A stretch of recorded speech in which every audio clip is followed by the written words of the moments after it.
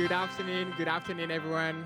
My name is Robin Auquet. I am the lead of Change Now Cities program, a day of inspiration, of mutual learning and collaboration with one objective, which is to strengthen and expand partnerships between cities and businesses towards urban transformation. So it's a great pleasure to welcome you here for this very exciting session that really encapsulates the essence of what this program is about. It's structured on two pillars. First one is implementation, to really zero in on what it takes to move from planning to delivery, from pilots to transformation at the speed and scale that the urgency requires. And the second one, which is really at the core of implementation, is about collaboration. And we're very proud that together in close partnerships with Crnek, with ICELI, with WBCSD, and with the great support of Saint-Gobain as a major partner of the program, we created this space for a dozen of some of the most ambitious European cities, as well as industry leaders, financial institutions, to come together, not just to connect, but to really actively identify the key levers to unlock city-industry collaboration, from governance to data, policy signals, procurements, etc. So I wish you a great session for this session and the cities program session that's going to follow on this stage, and another one on the legacy stage later today. And I hope you leave the Grand Palais inspired, energized, and convinced that sustainable, resilient, and more livable urban futures are just within reach. Thank you very much.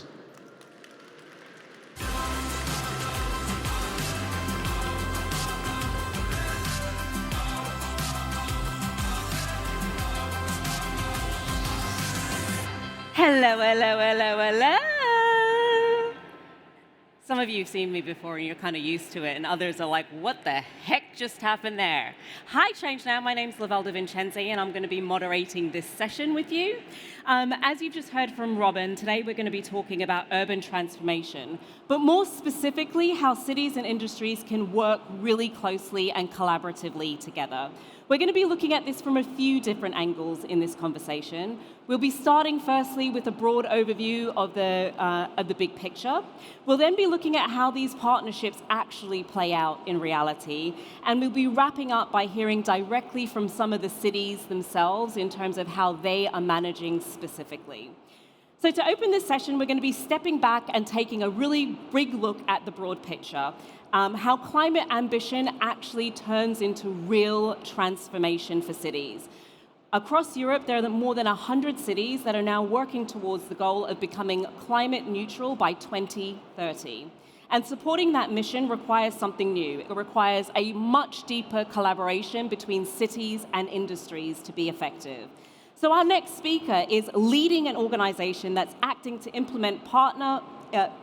as the implementation partner for the EU mission for the Climate 100 neutral cities, working with cities and industries across Europe to turn bold climate commitments into practical action. Please give a warm, rapturous, that's the word I'm looking for, rapturous Change Now, warm round of applause to the CEO of Climate Kick, Kirsten Dunlop!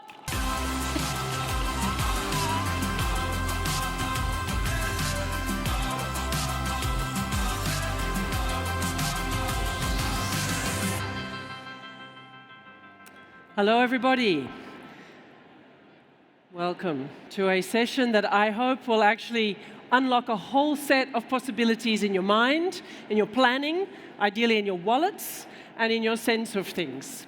My job is to set a scene, and that's what I want to do, particularly connecting this notion of what has been said in the last day and a half here in Paris in Change Now, with this particular focus on the relationship between cities and industry, framed as an opportunity. And I want to start with why is that such a necessary opportunity? Indeed, why is it one of the most urgent opportunities right now? So I'm going to make a bridge between the way in which Change Now this year opened with Johan Rockström, describing the situation in which we are in, and drill that down to one number. We are looking at 2 degrees of overall global warming by around about 2040. And 3 or 4 degrees, in fact, European climate scientists have just advised, 4 degrees within the end of this century. I'm not going to go into all of the reasons why that's absolutely catastrophic. What I'm going to move to is what is the implications in terms of the shape of change that we need to be able to produce for ourselves to survive, to avert, to reset, and to rebound back, to go through that degree of trajectory of warming and get back to some form of survivable future. Because that shape of change, opens up a set of questions about how we're thinking about policy, how we're thinking about investment, how we are thinking about materials, infrastructure, cities, land use, food cultivation, and the way in which we structure our economies. And that is a necessary shape of change. So what we don't do that doesn't look like that really gets us closer and closer locked into what Johan Rockström was describing. Unfortunately, we're not in a situation where we are paying a lot of attention to that. As you are aware, this is the WEF report. If there's one thing you should observe from that report, it is the sudden dopamine-fueled switch, fear-fueled switch from an understanding of long-term necessity, opportunity, and risk to short-term, even more short-term, reaction and focus on immediate problems that are taking us well out of where we need to go. The result of that kind of switching of attention, of not keeping very determined on driving forward the kind of change that we need, is what we could call derailment risk. A series of chain reactions that fundamentally end up destabilizing our economies. And I'm not talking about whether or not you think sustainability is good or not. This is basic political, social, and economic stability. Our ability to get through in ways that enable us to do something. And one of the key features that is so important to the context that I want to set for this work to bring cities and industry together is the implications of this kind of change on the affordability of insurance, what is called insurability. And I'm just going to make a connection with the conversation again that was started yesterday on the main stage.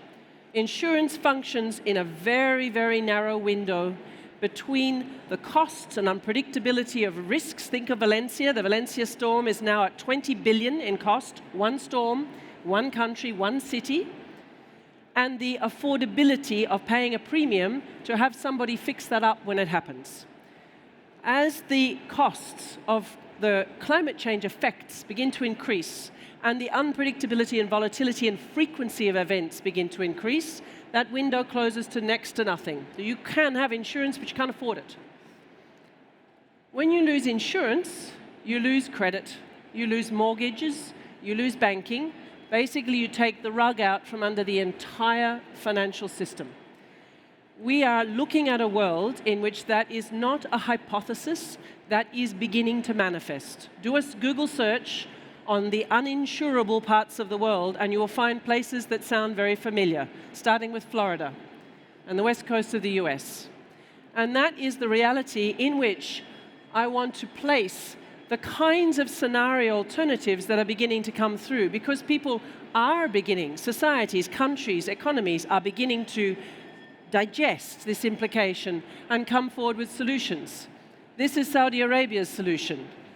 The NEOM designed line, building a safe haven for a select group of people to live in an otherwise unlivable environment.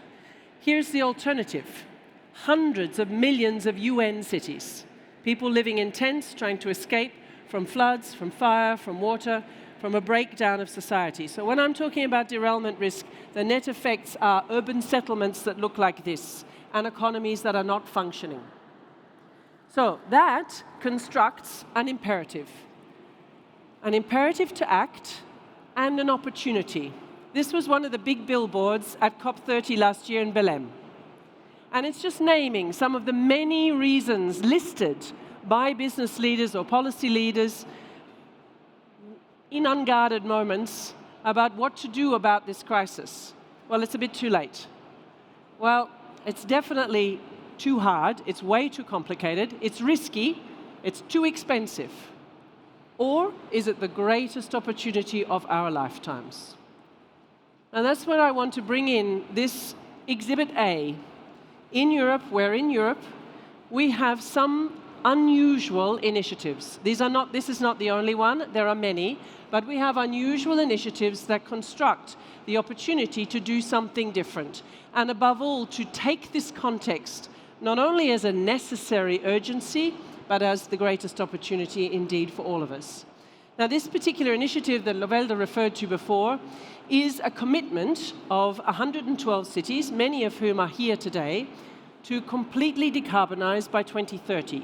That's the whole of the city. It's a very, very difficult task, and many would argue that it's impossible, and they would definitely put it in the too late, too hard, too expensive. But it nonetheless is a commitment in line with that curve of change that I showed you. And above all, it has some very unusual features. It's 100 cities in Europe, 12 on the edges of Europe, 35 countries, 12% of Europe's population.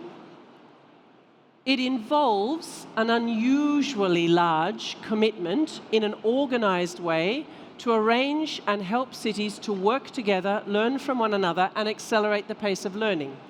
And it comes with some of the features that anyone trying to run a business in the kind of extremely unstable, volatile circumstances in which we currently have really need. Comparable information, planning data, projections, predictable signal, one steady deadline, an aggregate effect of cities working to understand together the needs they have, what it is that they need to, or somehow provide, the kind of solutions they're looking for, the investment, the size of investment needs, the multi-level governance requirements that they have. In other words, it gives the kind of information that enables cities to begin to be partners at large scale, not as individual transactions on one sector or one particular district or one particular industry relationship, but en masse, at scale, in aggregate, in organized, planful ways, beginning to think in portfolio thinking with the idea that these cities themselves constitute experimental environments or places where you can accelerate at scale the learning process, the process of really beginning to partner on a learning basis with partners who are required to offer the other side of the equation, which is the deep collaboration around solutions. Because if you can imagine, Europe has set this thing in motion. We have a fantastic opportunity for all these cities to come up with plans, to model the future, to imagine, to talk to citizens, to think about how they're going to take it forward. At some point, somebody needs to provide the cement, the glass, the steel, the gyprock, the infrastructure, the logistics, the plastic, the business models, the digital infrastructure, and they need to provide it in such a way that the entire urban perimeter actually works effectively, is affordable, is efficient, and is making good use of very, very scarce materials. So all of a sudden, you really need a different quality of collaboration and a different capability of working together. And what you have as an opportunity are the ingredients to unlock and structure something like lead markets. Markets that are designed for mass procurement, large-scale procurement, big economies of scale, big, well-structured demand signal, regulatory advantages. We have that in Europe, despite the complaints, the many complaints that we hear around the challenges of regulation and nested regulation, creating constraints. Actually, that's an enormous regulation advantage.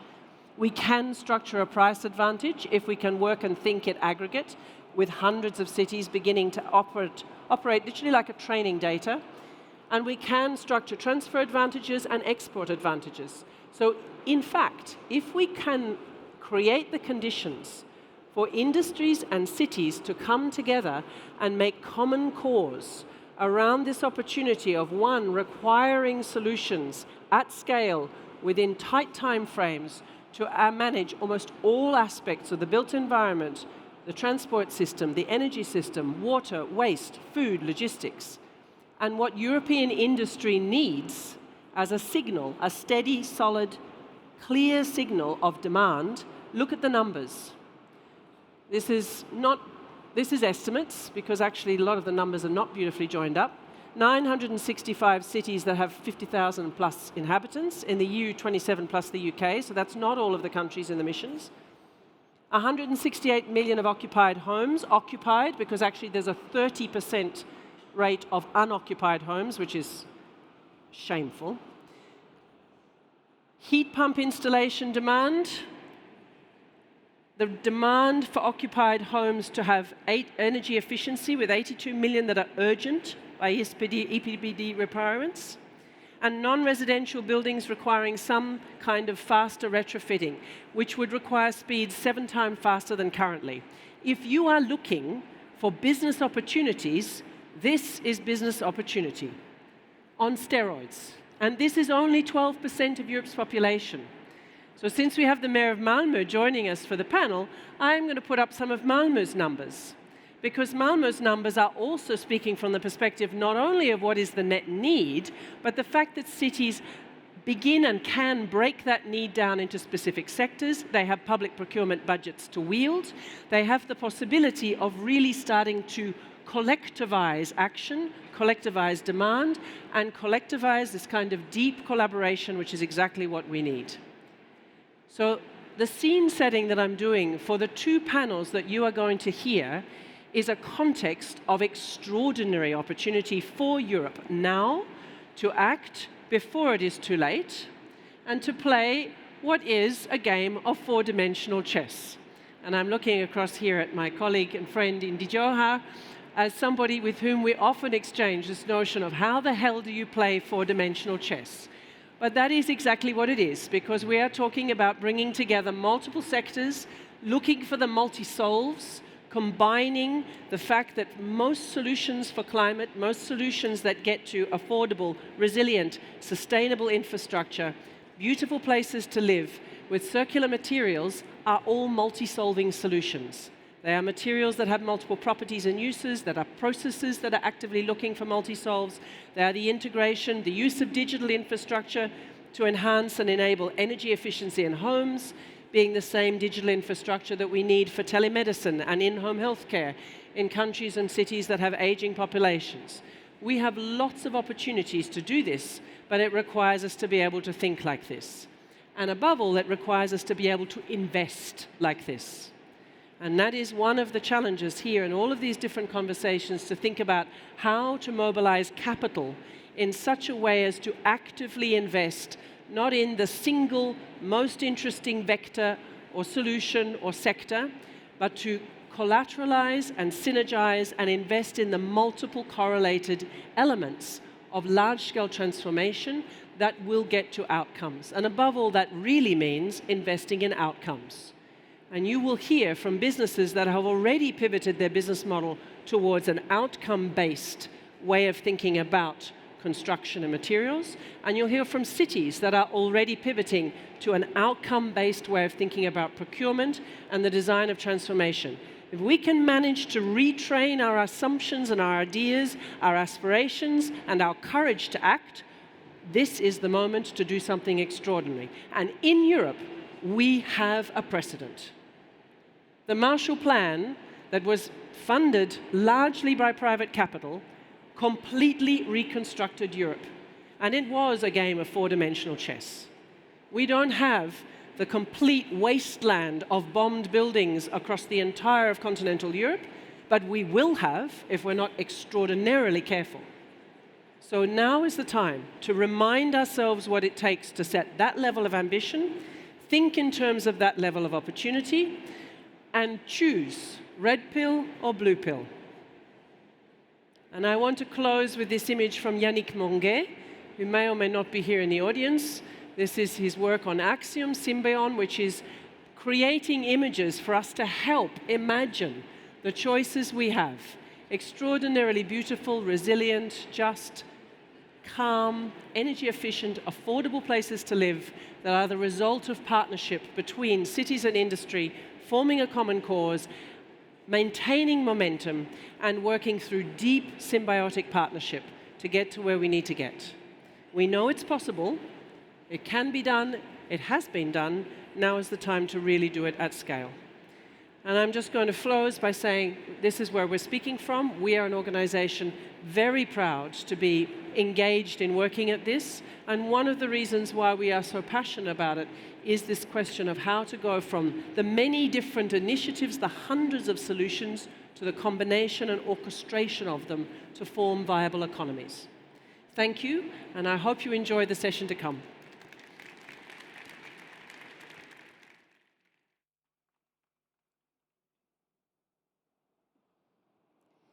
Thank you so much, Kirsten. She hasn't half set us up for what's about to come next, has she? So we know that we've got a lot to do, and Kirsten has done a really great job of laying out what needs to happen.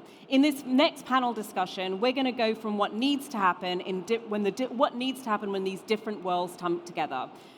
In order to be able to deliver urban transformation. So we're talking what happens when we get cities, science, and industry and bring them all together to work effectively. And how well are all those perspectives aligning in practice? So for this discussion, I'm going to welcome to the stage to join me the chairman and CEO of Saint-Gobain, Benoit Bazin, the mayor of Malmö and ICELI, President Mayor Katrin Jammeh, and the Vice Chair of the IPCC, Diana Ürge-Vorsatz.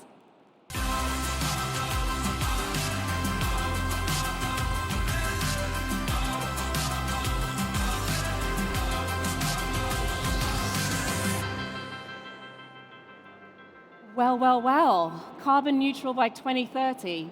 Simple, right? Yeah. I can see, very, very simple. So cities around the world are setting increasingly ambitious climate goals, and we need them to. This is a good thing to see that cities are pushing forward. From where you sit, what do you see have been some of the biggest barriers to those ambitions when it comes from taking that ambition and turning it into real transformation on the ground? Mayor Katrin, I'll have you go first. Thank you. If I have to choose one, I would say it's not lack of ambitions. When I meet city representatives from all over, you see so many colleagues with a really strong commitment to create the change that we all need. But I would say that we still struggle with the situation where cities, even though they are engines, are being seen as basically implementers. And somehow I think the European Union and our national governments see both cities and industrial leaders and in businesses as implementers. So I think to really be able to deliver, we have to turn the perspective and recognize cities and also businesses as important partners in policy making to make sure that we get rid of all those obstacles. We know what to do, and we need some policy changes. And if we're part of the policy making, we will be able to work so much faster and deliver. So it's no lack of ambitions, but maybe perspective. So a bit of a shift in perspective. The ambition, the willingness is there, but we need to coordinate a lot better. Benoit, what are you seeing as some of the challenges? You're bringing a corporate lens. Well, I think first we should not underestimate what is at stake, because we are talking about massive needs. 70% of the world population will live in cities by 2050. We still have to build 50% of the buildings, and 80% of the buildings of today have to be renovated. So I think very often we underestimate, and Kirsten mentioned it very clearly, the magnitude of what is at stake. So we should not underestimate that. And second, we should not underestimate the fact that the solutions do exist. So I'm optimistic, but to some extent you don't know what you don't know. So I think it's very important from all of us to make sure that the solutions are better known. Therefore you can scale the solutions and they become mainstream. So I think it's very important to advocate for the solutions and then to act together to recognize the fact that the solutions are local. So you need to act locally, and sometimes it's faster and it's a bit easier. So I think not underestimate the magnitude and then act fast on solutions that do exist so that they can become scalable and known by everyone and be mainstream. Speaking of magnitude, Diana, I need you to weigh in here. we know a lot, and yet we don't know what we don't know. So what are you seeing as some of the challenges that people are facing? Well, exactly, and I just can reiterate that I think we think that we know everything about what to do, we don't need a science. But in fact, the world is changing so fast. So not only do we need to know how our different solutions actually are placed in this changing reality and the changing complexity of geopolitics and national and urban priorities and citizens' priorities, that's also been changing. And we just cannot simply wait, oh no, it will change back again. No, we have to work in the realities we have. So that's one, we need to understand the interaction of the different climate solutions with the rest of reality. But the other point where we also need to understand more is that because we have to act so fast, we know the first steps, but actually we have much less knowledge about what we do to get the last 30%, last 20 to 30%, which is fine. And this is exactly why we need these front-running cities, but that we need to learn by doing. We need to constantly assess the success and failure, because you cannot innovate without failures. We constantly need to assess the success of these different attempts and innovations and actions, and need to constantly feed back to learn from them how actually what works, what doesn't work, and what works within this complex reality where the whole priority landscape is changing, and how can we align best with these. I'm hearing we need to integrate a lot more flexibility. There's lots of things that are changing quite a bit. There's also the world is shifting, the geopolitical space is shifting, and we have a lot of solutions, but when we bring all of these players together, we don't necessarily know how it's fully going to play out. We can see the beginning part, but we need to be working very collaboratively together. Which brings me on to a really interesting point. When it comes to moving projects from theoretical ideas into the real world, we have trade-offs. Cities have trade-offs, science has trade-offs, industries have trade-offs. They're entirely unavoidable. So how do we manage these trade-offs in a way that influences cities and industries in practice? Because Benoit, it must be really challenging to work really collaboratively with cities, but also be able to stay on top of exactly what it is that your shareholders and stakeholders are after. Yes, indeed. First, because we have different time frame. We have a long time frame for industry, which sometimes is against the shorter political framework. So for us, we need visibility, stability in the framework and in the targets, which is, again, quite challenging with a shorter political cycle. So in order to aggregate a fragmented value chain, we need stability and visibility to reach point A to point B. That's one. Second, we need to be very much forward-looking, thinking already about climate adaptation, climate resilience. It's important to be forward-looking. We heard from the insurance companies, insurance are forward-looking, so we need to connect the dots on this forward-looking thinking. And the third point I would mention is we need to be fact-based and using data. We have a lot of data on buildings, and this is the way to reconcile the view on the total cost of ownership along the lifetime of the building, not the upfront cost. So we need data and facts. I take one example on the green value. Across Europe, we see an increasing real estate value for better energy efficiency homes moving up. That's green value for real estate forward looking. So those would be the 3 points I would highlight. Stability in the long run. We need then to be forward looking. And third, fact-based, data-driven, so that we can convince everyone that we are on the right tracks and we have the benefits of what we implement and what we measure. Fabulous. I can see, Mayor, that there was some agreement, but there was also a little disagreement in your eye. Maybe I didn't quite see that right, but now I'm curious. Yeah, I think you did, because I plan to say something like cities prioritize public values, such as like affordability, equity, and long-term resilience. And you started to say that you see the political agenda like short-term and the business agenda long-term. And actually, I see now in the case of Malmö, I represent a city that has been working for decades with the green transformation, and we have been working really close with different actors from various business sectors. But I would say that public values against industries like considering risks and returns and short-term result. Well, I think both could be correct.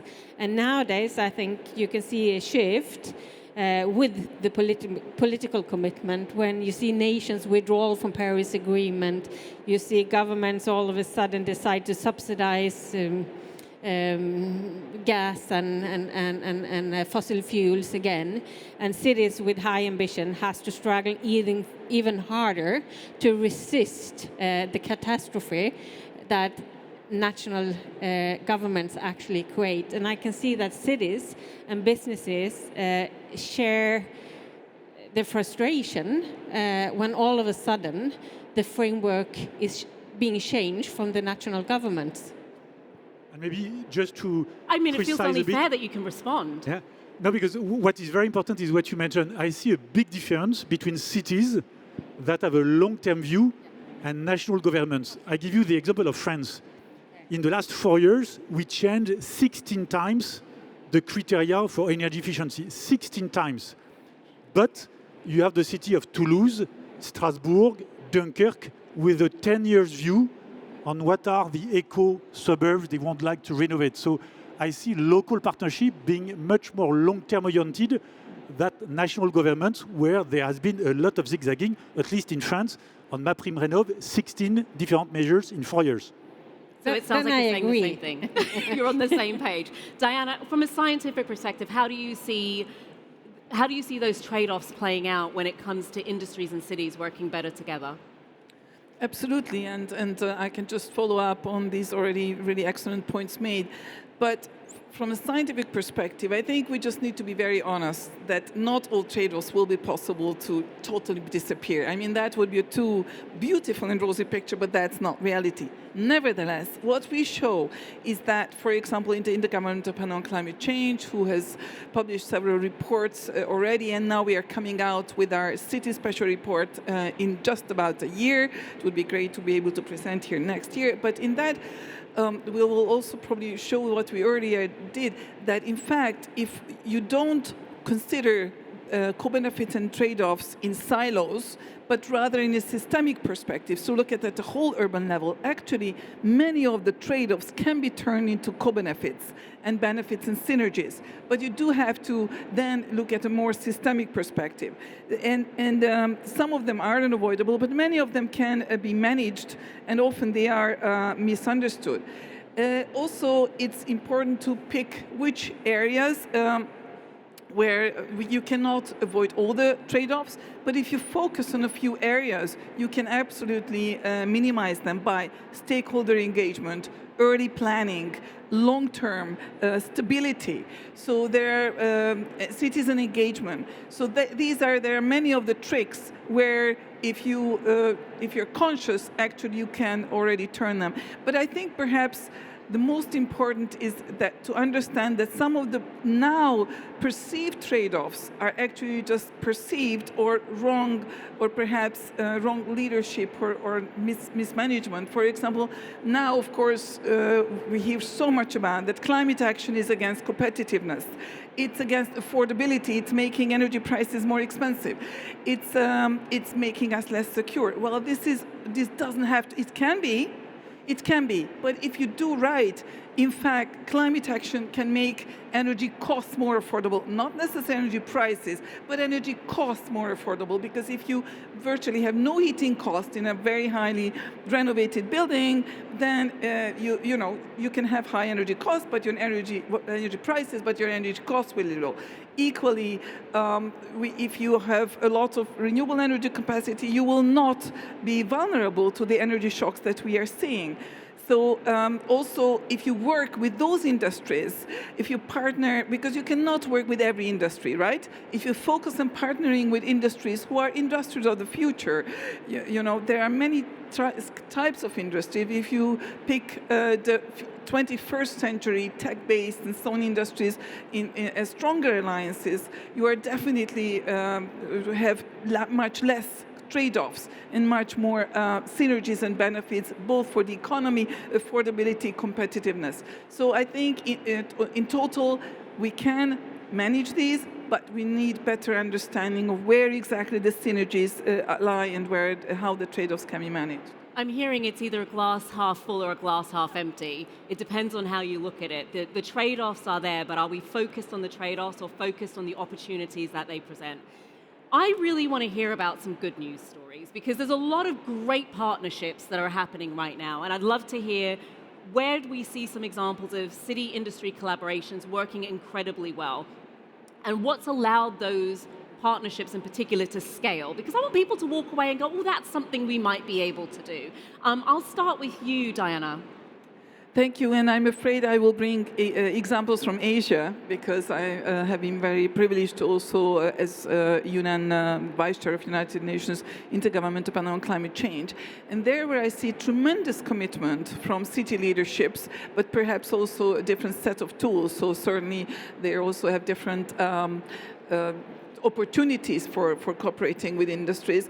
But if certain cities just decided that they are going to focus on becoming the champion of a certain industry, then which initially sounded like crazy, because it definitely wasn't the most competitive industries of that time at all, but they have been succeeding. So I think and we see that in many places in Asia. So I think there is something for us to learn, although much more challenging, but I think being a bit more visionary and sometimes taking the risks. And I heard a really good quote in the morning that I'm going to repeat. It was from Amsterdam, that the risks of not being innovative now are bigger than the risk of innovation. And I think that's exactly where we have to go. I love that. The risks of not being innovative are bigger now than the risks of getting on and being innovative. The risks of innovation. Oh, there we go. Benoit, Saint-Gobain's been around for centuries, literally centuries. So you've got lots of experience of doing incredible work with cities. Can you maybe give us a couple of highlights? Yes, for me, two examples. One with the city of Paris, where we launched 3 years ago a recycling loop of any glass, plasterboard, demolition building materials, I don't call it waste, for social housing, schools, public buildings. So circularity in Paris. And I know the 25 figures, they are much bigger than 24, but they will publish them, so it's their task to do it. It's a fantastic partnership, and it's growing. So that's one. Second, in the US, we have partnership with 14 states on what we call fortified homes. It's an enhanced building code to have homes more resilient against storms. We have a lot of storms in the southeast of the US, and they have changed the building codes with tax incentives locally if you build with a better roof, a better cladding, and a better structure. So two examples, Paris and in the US, with very local partnership. What is meaningful for us is solutions-driven, measurable, locally, because it's not Paris is not Alabama, so we have to be adapted locally. And for us, as a group around the world, we invent a lot. We are very much into innovation. We have been the first to have low carbon glass, zero carbon plasterboard around the world, many examples in terms of pioneering innovation. But it's very important to have coalition of cities where indeed we can act and learn best practice, because it's difficult in 80 countries to talk to so many cities.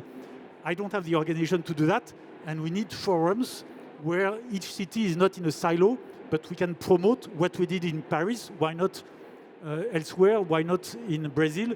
Versus talking to each city differently. So I perfectly support the coalition of Kirsten. It's exactly what we need as industry leaders.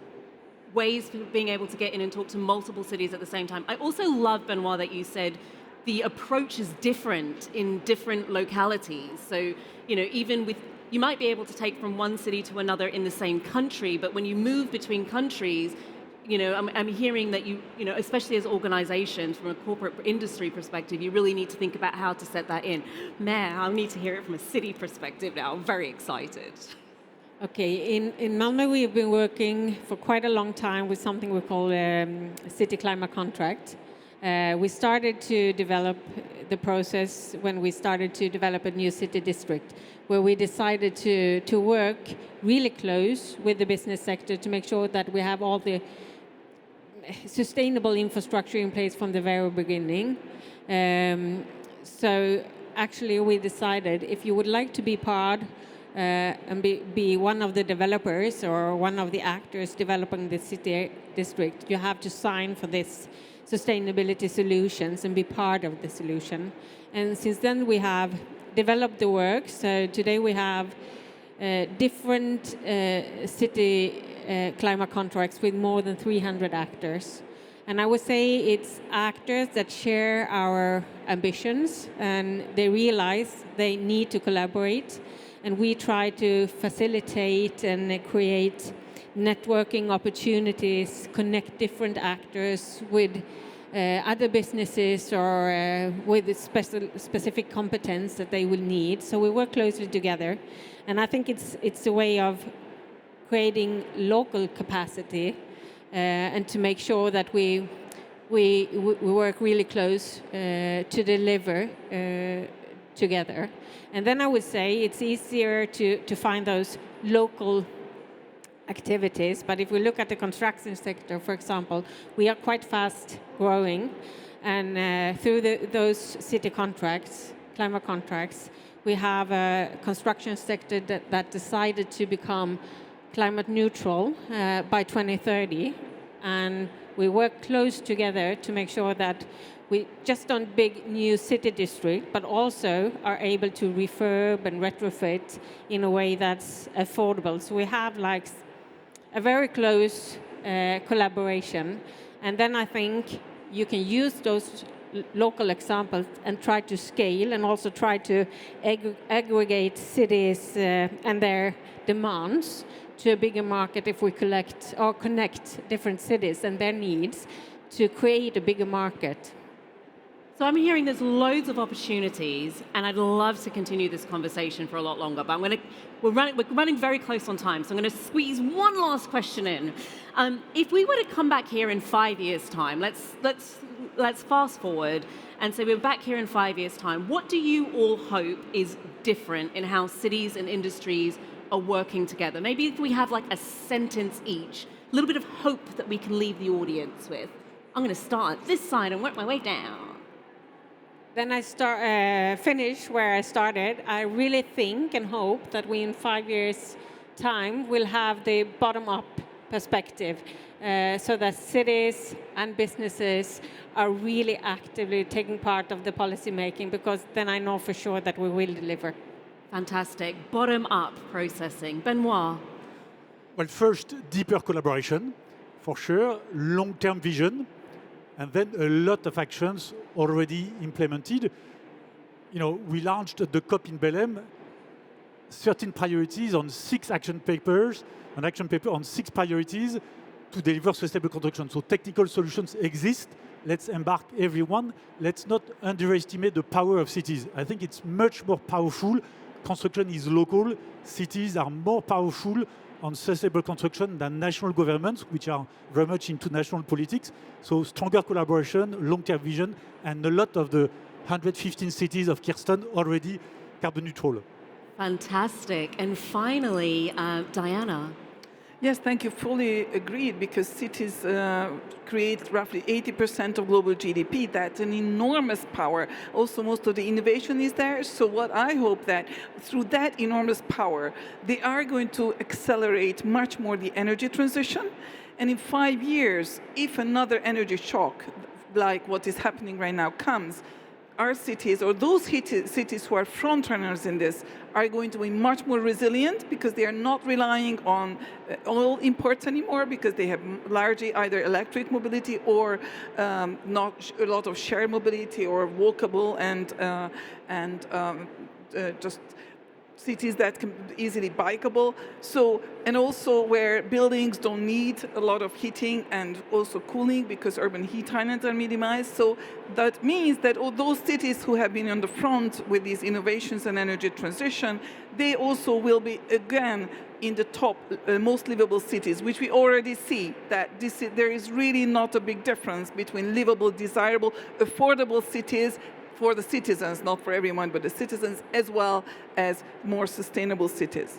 Fantastic. Thank you all so much. I wish I could have spoken to you for longer. They'll be around after the panel anyway, so you can have more of a discussion. Please give them an incredible warm round of applause. Thank you so much.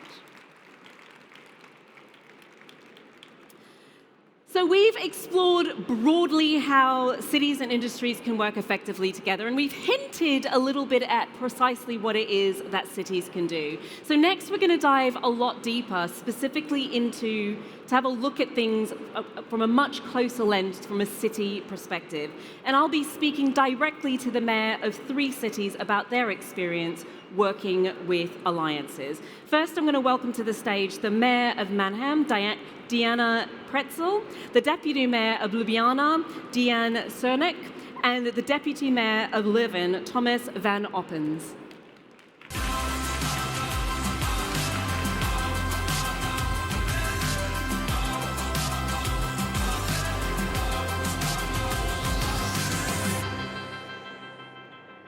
I feel quite privileged to sit here talking to so many mayors today. It's amazing. Mayors and deputy mayors, it's amazing. To kick off, some people may be very, very familiar with all of your cities and others may not. So I think it would be quite helpful if we can start by just giving us a little bit of understanding of your city and the role that industry plays working with your cities today. And we'll start with, let's start with Thomas. Good afternoon, everyone. I'm Thomas from the city of Leuven. For those who don't know it, it's in Belgium. It's close to Brussels. We're, let's say, a mid-sized city with a large student population and a lot of knowledge institutions. And we take climate change very seriously. We try to be a front runner on this subject, but it comes with a lot of challenges, especially since we are an historic city with a lot of historic buildings, and therefore the difficulty to make them climate neutral. But as well, we notice that we have a lot of expanding institutions that are growing at the same time, trying to do their best to become more climate neutral. But it's very difficult, since when you're growing and you have to renovate at the same time, it's not as easy as it might seem. So very historical, so you've got that to kind of operate around. Deanna, can you tell us a little bit more about your city? Yes, hi from Mannheim. And it's great to be here in Paris and to be together with so many people going in the same direction. Are there a lot of people here in the room from companies? Because you are our partners on this trip. Just raise your hand. Who's joining us from companies today? At least some. That's good, because we need you on this trip. And the cities, Mannheim is a city in Germany, just in the heart of Germany, of course, and we are one of the mission cities of the European Union going on our track to climate neutrality, and we are really try to do our best to go this way. And we see with our companies that they are on the track with us, because they see this as their future, and they need to go this track together with us. So we are dependent on each other. And what do they need from us? They need our infrastructure. They need us to give clear framework for their work. And they need, of course, a space in our city. And for example, we are one of the biggest river harbors in Europe. So they also need our harbor, of course. So, but on the other hand, we need you to become climate neutral, because the companies in Mannheim, at least, and we are an industrial city, are having 50% of the CO2 emission is from companies. So we are on the track together, and they see the track, and they see it as most of them see it as their future. But I'm happy that Benoit just talked about it, because we need the framework not only from the city. We need the framework as well from Europe, from our country, and we need this framework to go further together, because otherwise the city alone will not be able to run this path together with the companies. Wonderful, thank you. And Dejan, can you tell us a little bit about Ljubljana and the structure that you're up against in terms of working with industry? Thank you very much for the invitation. And I must say, first, Ljubljana is a capital of Slovenia. It's around 300,000 people. It's a middle-sized city. But we have lucky because we were part of the former Yugoslavia, if somebody remember of Yugoslavia.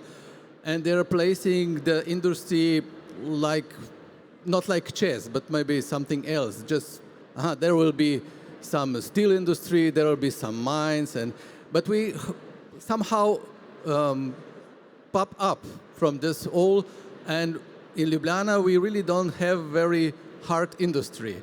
So it's a lucky. We have some steel industry, but during the transformation, this industry slowly slipped down, I would say.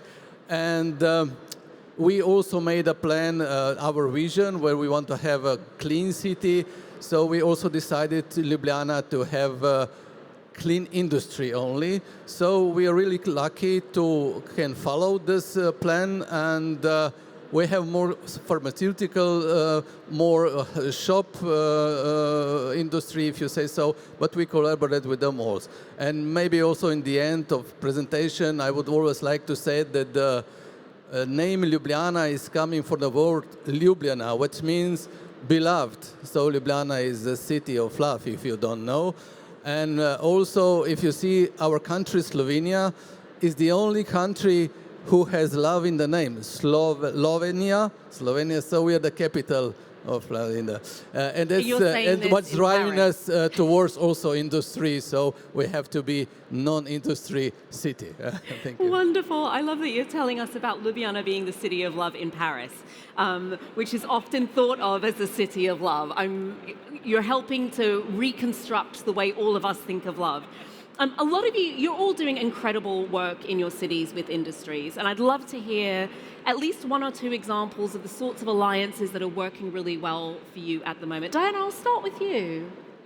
Yeah, that's what did we do?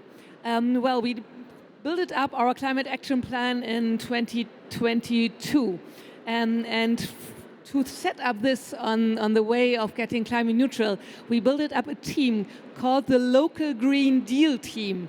You know the Green Deal, right? So we said, okay, we are the one bringing it into action. We have, with our climate action plan, more than 300 actions we have to bring into action.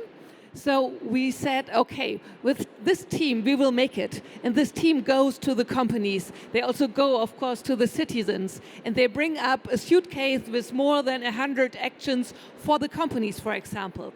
So what we built it up with this, we built it up more than 260 deals altogether right now. So we are not the one, the city, getting climate neutral. It's us and the others. It doesn't matter. It's us and the others, and the companies are the ones, and they even get a plaquette if they are on the right track, if they do a lot of projects together with us. And every project has to be more than the legal things you normally do in Germany. Yeah? It has to be more than that. It has to be an upgrade. So this is our track, and I think you can learn from that, because we have a lot of different things the companies do. They get climate neutral. They buy PV on their roofs, of course, but also the production itself is getting in direction of climate neutrality. For example, a building company has now something to build houses with half of the CO2 emission for the cement.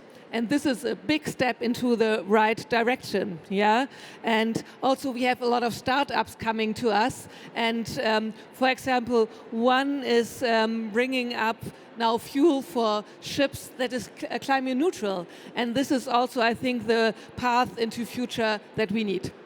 It sounds like you've built a really wonderful hub for industry to come to and work within, rather than us and them, and that sounds like a really beautiful approach going forward. Dejan, can you tell us some of the interesting things that you're doing in the City of Love? First, I would like to say that the responsibility for the cities is to make the right condition for interpreters to come to your city. And I think that we, with our vision to have a green city, livable city, healthy city, was the right path. Because we again, let's say, we never imagined that IKEA will come to Ljubljana. But when they saw what we did, they decided to come to Ljubljana, and they made a special building for Ljubljana, which is sustainable. That was also one of our goals. And of course, I think that also those things that we have to do for the interpreters is one of the essence of the city leadership. Because if you have an environment, they are feeling good and they see that their workers can be part of the city. It's victory for all of us.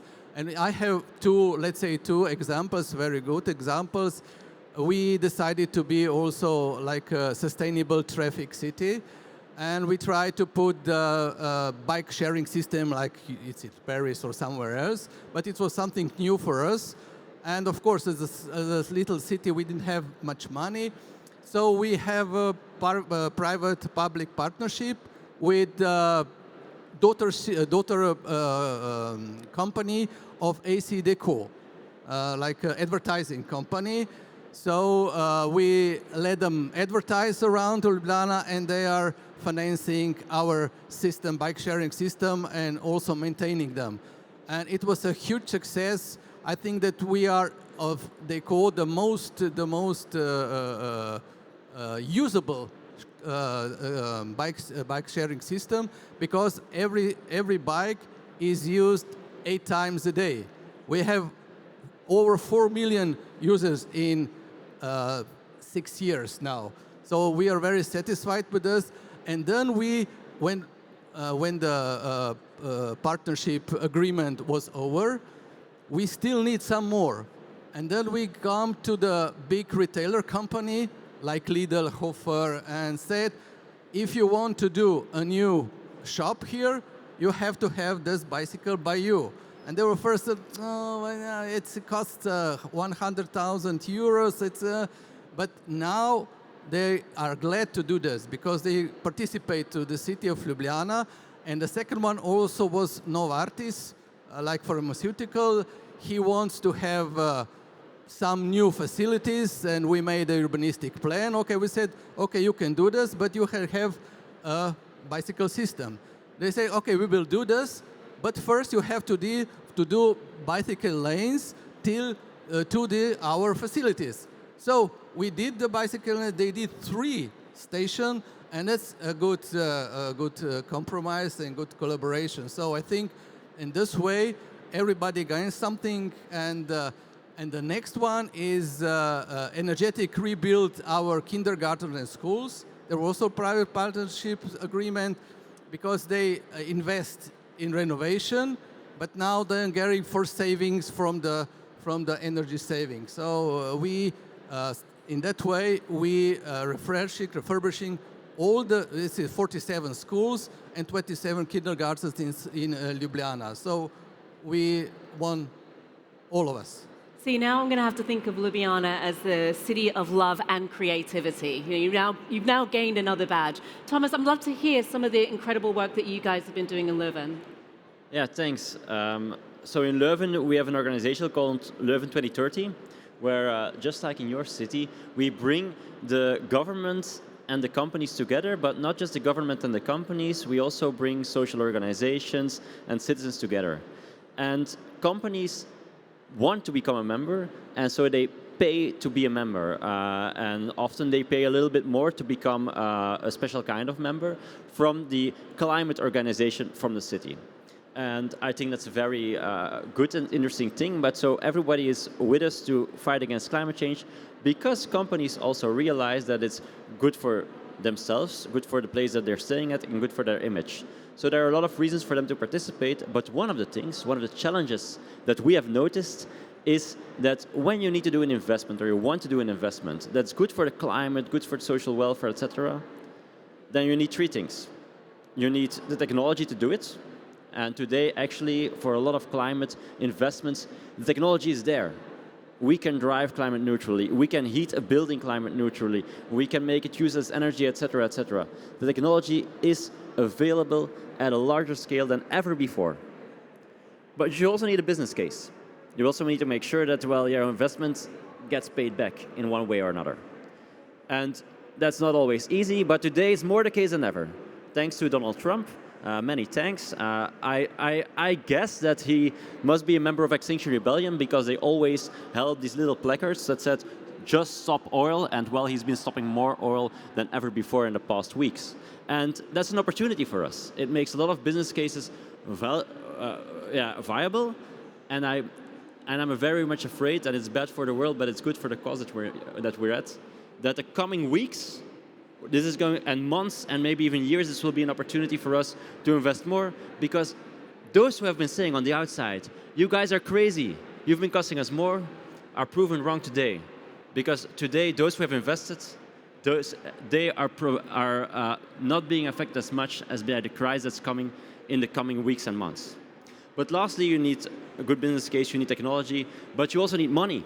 If you don't have money, you can't make an investment. And that's something that a lot of organizations in our city got stuck on because many of their projects were deemed unbankable. The bank either said, we're not going to give you a loan, or they said, we're going to give you very high rates. But at the same time, we had a lot of people, companies that said, well, actually, we want to do investments. And if it's for the good cause, we are fine with maybe a little less. And at the same time, there were these organizations that says, yes, if we can just get a decent rate, we're also fine. But who was going to bear the risks of this? And then we said at the city, we want to do that. So maybe I'm going a little bit too long, but I'm going to round off.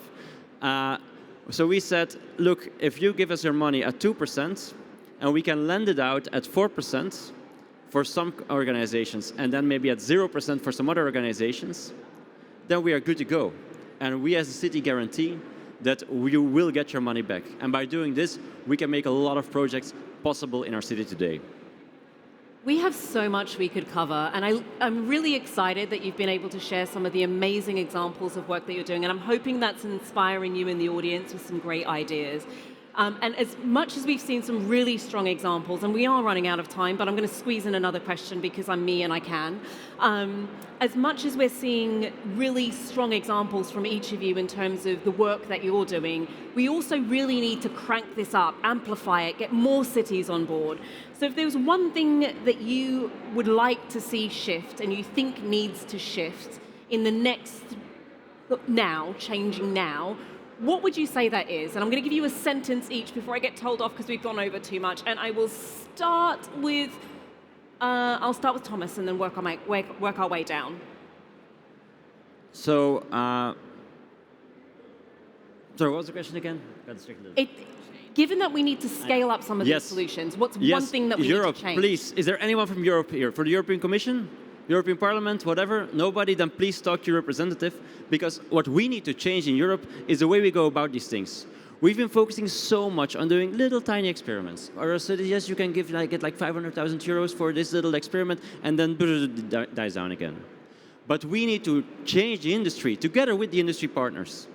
And so we need to invest in this industry to not just say, oh, make this little thing, or on the consumer side, buy electric vehicles from China, but change the industry, because we notice if we want to sustainably change the industry, we need to make sure that it's also made here. And that's why we need to do something about that part as well, and not just be a continent that only consumes, but also creates the solutions for the problems of today. Okay, so we need to start creating solutions. Diana, in a sentence or two. What do we need from Europe? We need stability. We need, especially in the legacy, and not only from Europe, but also from our member states and from our regions. We also need money for investments. We have the city agenda, so this should get into action as well. We are now the democracy partners, and we want to go this way together with the European Union, but therefore we need to be their partners, and we need money for that, and we need direct money for investments and a lot of other things, because we guarantee democracy at the moment for this continent. So I think this should be our track, and if we go to climate neutrality, also it's the right way together with industries. So this is what I want, and I think we are the partners, and we want to go the track together with the European Union. Thank you, Diana. And finally, Dejan, from the City of Love and Creativity. You invited the city here. So you know, you will hear now that we are all fighting for more directly financing from the European Commission, because the cities are quick, the states are very slow. And we need to develop in the field we are talking about, and maybe also the simplicity of the procedures. That's sometimes the procedures of European Union is killing us. It's killing our co-workers, it's killing our government. So this would be really, and we are all the time fighting whenever we can have a chance to go to the city, to the European Union Commission. We're always talking about this, and something's changed already. But we hope that the changes will be faster and more, and that's why then we will not have a Chinese bus, and maybe we'll have European buses and like this. So we have to talk about this. And fantastic. So anybody from Europe who wants speed, finance, and a lot of creativity, thank you. Please give them a warm round of applause. Thank you so much for joining. And that does bring us to the end of this session. This session, we've explored the bigger picture, we've explored the challenges, and we've explored the successes. And what's clear is that the pieces are all there, the ideas are there, the examples are there, and so is the opportunity. And so is the opportunity now is here for us to build on that and take it further. Thank you so much for joining. My name's been Lavelda Vincenzi. Enjoy the rest of your change now. Take care.